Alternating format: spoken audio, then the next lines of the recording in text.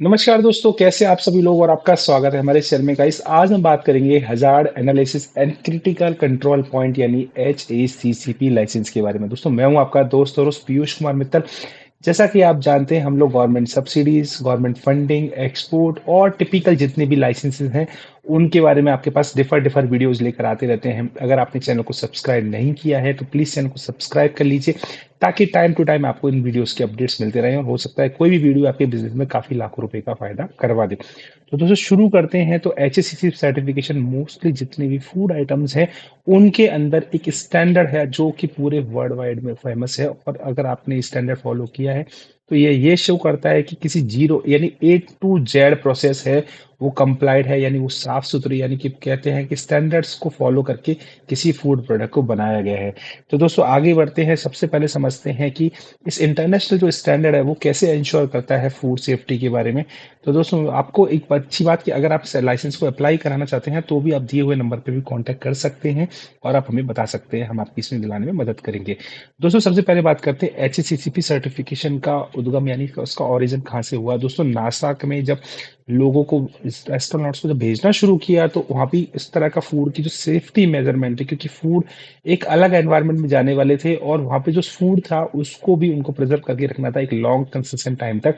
ऐसे केस में नासा ने भी कुछ एक स्टैंडर्ड्स तय किए जिसको आज पूरे वर्ल्ड वाइड में सभी लोग फॉलो करना चाहते हैं। वो भी चाहते हैं कि हमें भी एक साफ सुथरा, एक प्योर हाइजीन फूड मिले, जिसको हमारे खाने से किसी प्रकार का बीमारी या हम कह रहे हैं जिसको कि हमारे जो एक स्टैंडर्ड है वो मेंटेन के साथ हम उसको फॉलो करें।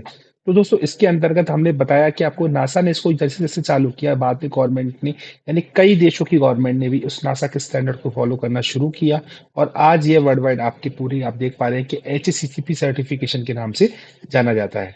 अब दोस्तों, बात करते हैं कि HACCP किस प्रिंसिपल्स पे काम करता है। दोस्तों, उन्होंने 7 प्रिंसिपल्स तय किए हैं जो किसी भी फूड को लाइसेंस लेने के लिए मैंडेटरी हैं। हम उन सभी 7 स्टैंडर्ड्स की बात करेंगे। सबसे पहले 3 स्टैंडर्ड्स यहाँ पे दिए हुए हैं कि आपको हजार्ड का एनालिसिस करना है, क्योंकि नाम से ही पता लग रहा है। तो हजार्ड यानी कि कोई भी जो पोटेंशियल बायोलॉजिकल, केमिकल या फिजिकल हजार्ड एसोसिएट है किसी फूड प्रोडक्ट प्रोसेस में, तो ऐसी प्रोसेस की रॉ मटेरियल या उसके इंग्रेडिएंट या उसकी जो प्रोसेसिंग के स्टेप्स हैं उनको प्रॉपर्ली एग्जामिन करना कि क्या वो हजार्ड एनालिसिस उसके बारे में कोई उस फूड को कोई नुकसान तो नहीं पहुंचा रहा है। दूसरा है क्रिटिकल कंट्रोल पॉइंट्स, जो पिन पॉइंट्स हैं, यानी कि किसी प्रोसेस के अंदर जो कि उसके एसेंशियल उसको प्रिवेंट करने में या किसी ऐसे फैक्टर को हटाने, एलिमिनेट करने में या रिड्यूस करने में एक एक्सेप्टेबल लेवल हो, यानी कि जिसे खाने योग्य हो। एग्जाम्पल के तौर पे हम बात करते हैं वाटर की। वाटर का एक TDS लेवल होता है, एक TDS लेवल तक वो वाटर एक्सेप्टेंस होती है, उसके बाद में उसको आप पी नहीं सकते। तो इस तरह से इसका भी एक क्रिटिकल डिटरमाइन पॉइंट मिलना जरूरी है। तीसरा है क्रिटिकल लिमिट्स। आपको लिमिट्स तय करनी होगी। वो लिमिट्स कौन तय करता है? वो स्टैंडर्ड्स तय करते हैं। जैसे कि मैंने आपको वाटर का एग्जांपल दिया, अगर मैं बात करूं कि किसी कोई भी हम लोग कोई फसल है कोई, हम उसमें पेस्टिसाइड्स का एक क्रिटिकल लेवल कितना होना चाहिए। अगर इस लेवल से ज्यादा आपने पेस्टिसाइड्स का यूज किया है तो आपको वो खाने योग्य नहीं है। तो जो लिमिट्स के स्टैंडर्ड्स हैं वो भी एस्टेब्लिश करने के साथ में जो है, और यह HACCP मेंशन करता है कि इतने लिमिट्स तक आपको इसके अंदर अलाउ है। मैक्सिमम स्टोरेज का टेम्परेचर क्या है, जैसे एग्जांपल हमने दिए हुए हैं। कुकिंग का टेम्परेचर कितना है, कितनी बार आपको पकाना है, एक्सेप्टेंस पीएच लेवल क्या है। जो भी वाटर के एग्जांपल बात करें पीएच लेवल की भी कर सकते हैं, और भी ऐसे कई सारे मेथड्स हैं। दोस्तों, इसके बाद जो नेक्स्ट 4 प्रिंसिपल है उनके अंदर है एस्टैब्लिश मॉनिटरिंग प्रोसीजर्स, कि आपने क्या उस प्रोसेस को बनाते टाइम उसको प्रॉपरली मॉनिटर किया, उसको परफॉर्म किया। फ्रीक्वेंसी मॉनिटरिंग को भी उसको देखना जरूरी है, क्योंकि यहाँ पर आप एग्जांपल किसी चीज को उगाने से लेके उसके कस्टमर डिलीवरी की पूरी प्रोसेस को चेक किया जाता है कि क्या उस फूड को कस्टमर तक पहुंचाने के लिए किसी ऐसी प्रोसेस का तो गलत इस्तेमाल नहीं किया गया जिससे कि उसमें नुकसान हो जाए।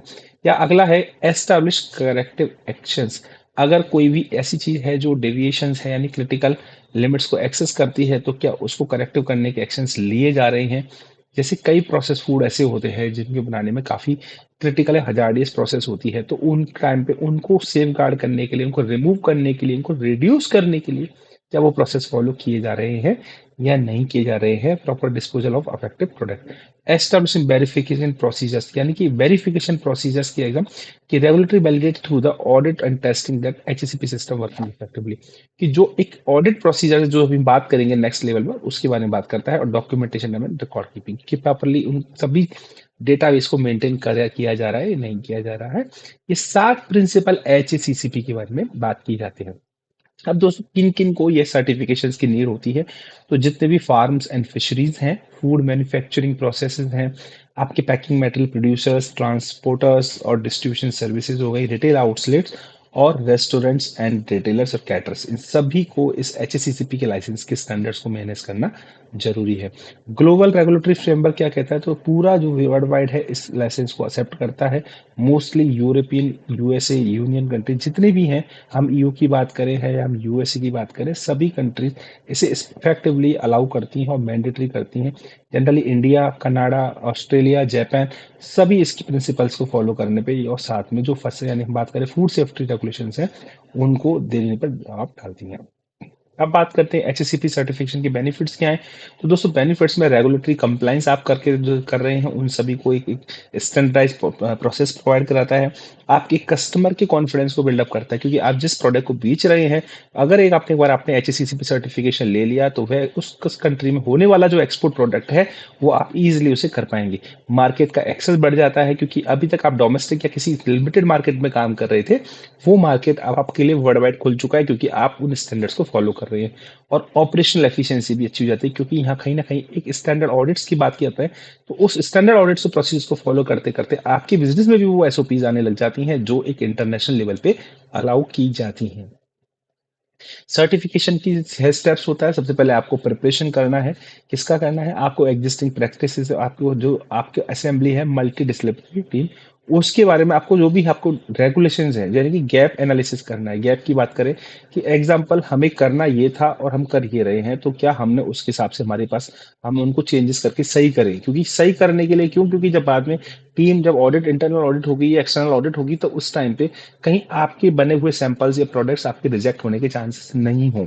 इसके बाद में बात करते हैं प्लान डेवलपमेंट की। Develop detailed HSCP plan tailor to your specific product and process.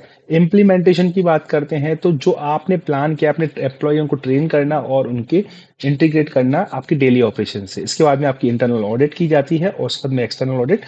इसके लास्ट में आपको दोनों ऑडिट क्लियर होने के बाद आपको सर्टिफिकेशंस को प्रोवाइड किया जाता है। तो ये दोस्तों हमने बात की है पूरी 6 एसेंशियल स्टेप्स की। आपको effective HSCP team multi disciplinary expertise में चाहिए। तो ये बात करता है building a effective HSCP team. दोस्तों आप जब एचएससीपी टीम बनाना जब आप लेना चाहते हैं तो आपको प्रॉपरली आपके पास एक प्रोसेस होता है, एक एसओपीज होती है, एक टीम होना जरूरी है। विदाउट टीम दोस्तों ये लाइसेंस मिलना मुश्किल होता है, कई बार दिक्कतें भी होती हैं। तो ऐसी चीज के लिए आप इसमें प्रोसेस कर सकते हैं। अब बात करते हैं दोस्तों आगे की चूज ए राइट सर्टिफिकेशन। दोस्तों इसमें सर्टिफिकेशन का बॉडी लेना बहुत इंपॉर्टेंट है। जैसे जो इसकी बॉडीज हैं, यूकेएएस है, अनाव है और ऐसी इक्विवेलेंट नेशनल एक्रेडिटेशन बॉडीज होती हैं जो कि कई अलग अलग कंट्रीज के हिसाब से रिकॉग्नाइज है, ग्लोबल रिकॉग्निशन के हिसाब से। एसजीए, एसए, एसएफएफ, इंटरेस्ट जो हमने सारी यहाँ पे दी हुई हैं।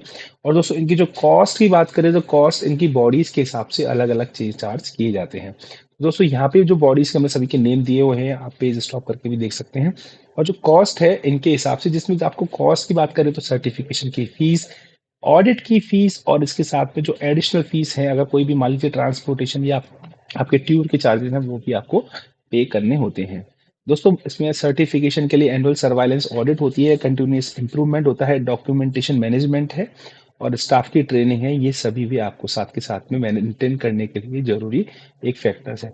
तो दोस्तों इस चीज़ के लिए आपको अगर वीडियो हमें समझ में आया हो और आपको अच्छा लगा हो तो प्लीज़ हमारी वीडियो को लाइक कीजिएगा, शेयर कीजिएगा। यहाँ पे नंबर दिए हुए हैं, अगर आपको रिक्वायरमेंट है तो आप हमें कॉन्टैक्ट भी कर सकते हैं। Thank you very much.